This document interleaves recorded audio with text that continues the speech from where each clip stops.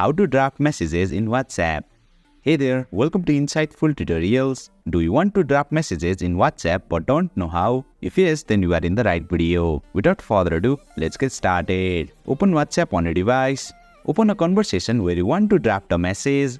Tap the message box to open the typing interface. Now type the message you want to convey, but make sure you don't send it. For example, I will write a birthday message. After typing the message without sending it, tap the back arrow at the top. As you can see, just below the user's name, there is a green draft text with the birthday message I just typed. Look at my other conversations as well. I have already drafted messages with multiple people. Similarly, you can create draft messages for other conversations as well. To edit or send a drafted message, open the conversation where the message is drafted. The drafted message will automatically appear in the message box. Edit the message if needed or tap the send button to send it to the user. And boom! You have successfully learned how to draft messages in WhatsApp.